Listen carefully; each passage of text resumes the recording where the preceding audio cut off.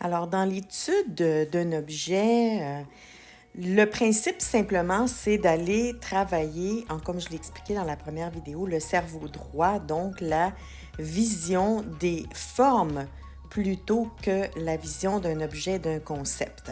Alors, le surlignage nous permet d'aller surligner tout ce qui est forme, tout ce qui est différent.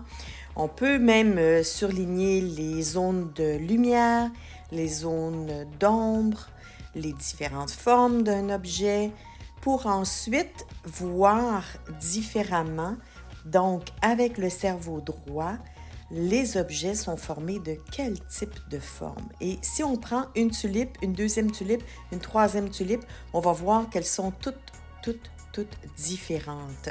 Et donc, en commençant à travailler notre vision des formes, on développe notre côté du cerveau droit, donc notre cerveau droit et notre côté créatif.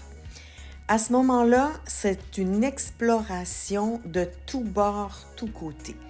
Ici, vous voyez, je travaille avec le iPad, alors je suis partie de mon traçage, j'ai ajouté des couleurs n'importe comment, sans trop réfléchir à ce que je place comme couleur, simplement pour explorer, voir ce qui se passe, etc.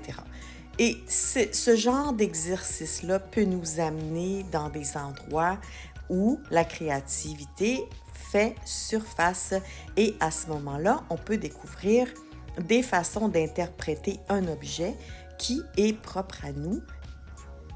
Ici, je me suis amusée donc toujours avec le thème des tulipes, sans pression, etc., à l'aquarelle. Donc, une première version, une deuxième version. Et là, je laisse aller un peu mon imagination. J'ai travaillé un peu avec les formes, je commence à comprendre la tulipe, je me laisse aller à inventer. Ensuite, je me suis laissée aller à inventer encore plus sur le thème de la tulipe et de la fleur, avec le iPad cette fois-ci, donc avec Procreate. Maintenant, toutes les photographies que j'ai prises pour cette étude, pour donc me donner du matériel à regarder, à analyser, à tracer.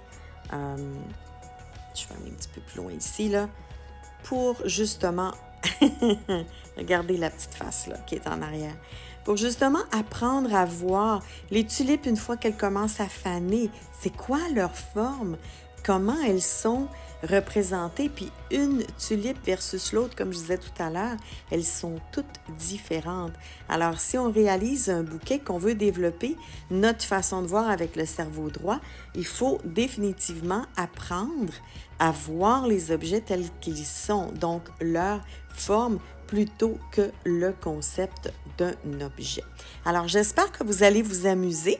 Encore une fois cette semaine, je vous suggère de choisir un objet, de l'interpréter, de le reproduire de différentes manières. Et comme j'expliquais aussi dans ma vidéo, dans mon message en début de semaine, si on n'a pas le iPad, on peut très bien faire cet exercice-là pour apprendre à voir les formes avec un papier parchemin ou encore avec un papier velin transparent, un papier à recopier, le papier à tracer, c'est ça, un papier à tracer.